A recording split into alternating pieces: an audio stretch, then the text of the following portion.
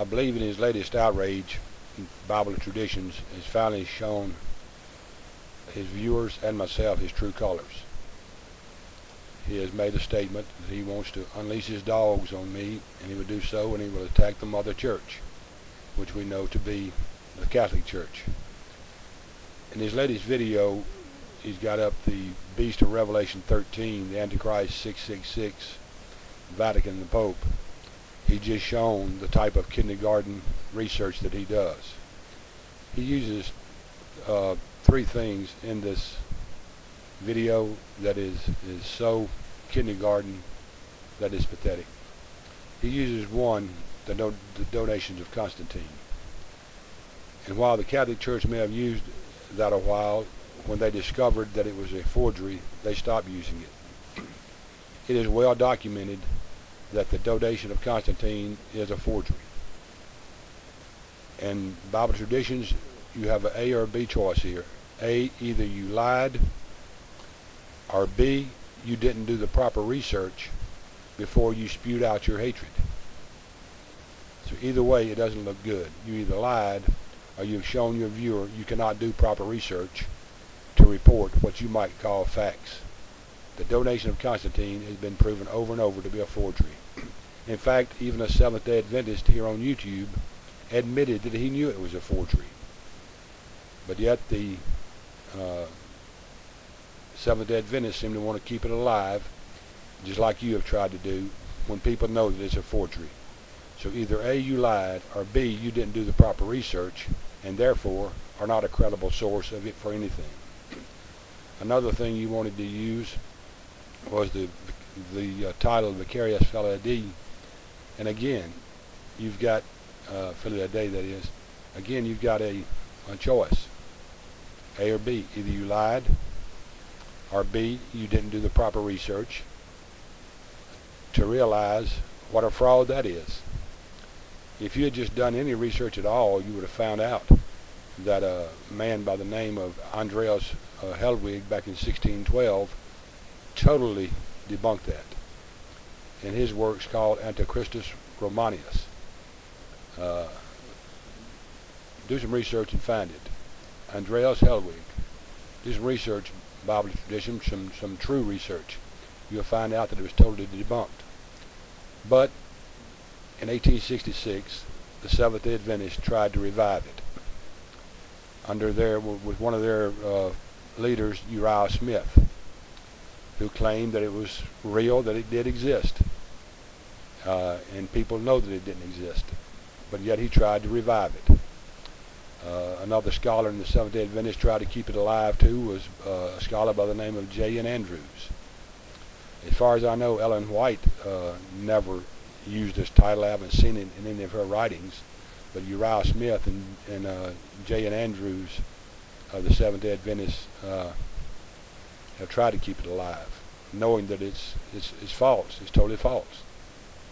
In fact, there's another Seventh-day Adventist by the name of Leroy Fromm who totally gave the story behind it, and Seventh-day Adventists want to ignore it now.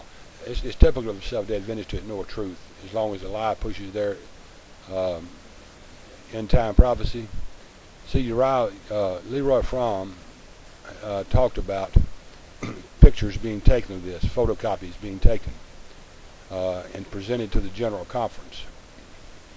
And he emphasized in there, and he rejected it as being misleading and deceptive, and he refused to allow its use because he knew that it was a fraud. It was pictures taken by someone, and the letters when the letters were put on there.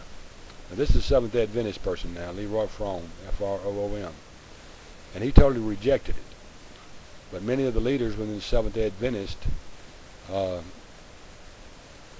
pretty much want to keep it alive, and they use these fraudulent pictures and try to show them as though this tiara did exist. So there's a Seventh-day Adventist themselves saying that it should not be used, and it was emphatically rejected by him as being misleading and deceptive. So again, A, you either lied to people on purpose, or you didn't do the proper research to see that is wrong. Either way, it shows your character. and talking about the number 666. Let me read you something about this vicarious fellow the other day. And this is from Seventh-day Adventist. Actually, SDADefend.com, who say this about that. Since the Reformation, the papal title has been used to calculate the number 666. But there are several questions that should make us be cautious. First, it is not clear that this title was ever an official one. Second, there is no clear indication in Revelation 13 that the number is based on the numerical value of the letters of a name. The phrase, "it is the number of a man," which is in verse 18, can be translated, "it is the number of humanity," that is, of humans separated from God. Third point made here, those who insist on counting the numerical value of the letters confront the problem of deciding which language to be used. Because the Bible does not identify any language, the selection of a particular one will be somewhat arbitrary. At the present time, the symbolism of intensified rebellion, 6 used 3 times, total independent from God, seem to be the best option. Time will reveal the meaning of the symbol. End quote. And there is where SDADefend.com and other Seventh-day Adventists are defending that this should not be used because it is totally inappropriate to use guesswork like that. So once again, you either A, you lied to your people, or B, you did kindergarten research and just put up the first thing you could find as long as it was against the Catholic Church. But that is pretty much what you said in your statement to me, wasn't it? You were going to unleash the dogs on me and attack the Mother Church. Attack the Mother Church. Those are your words, Bible Traditions. So I suggest that your true colors have come out. All this time you want to, mislead people. Oh yeah, Bible Traditions knows this and Bible Traditions knows that. And all the time you do kindergarten research in your work. I have challenged you to a debate, and that challenge remains open today. And we can do it at any time. The man who was going to originally handle the debate says he will handle it. I would challenge you to debate right now, and I would defend the Immaculate Conception of Mary if you would defend your interpretation of the 2 witnesses of Revelation chapter 11. That's an open challenge to you. If you are so right, and you believe you are so right, why are you afraid to let people hear what you have to say? I've already totally debunked that video, and you went into a rant over it, and you're not that popular. Anyone can make sock accounts and subscribe to themselves. You're not that popular. You seem to keep mentioning this. I've got the support behind me, and I've got the people behind me to attack you. Well, I had one pack of dogs and another after me ever since I've been on YouTube. One more packet and gonna, pretty much add to anything. The fact is, you're doing kindergarten research. This is childish behavior by you. But I suggest to your viewers and to anyone else that your true colors have come out.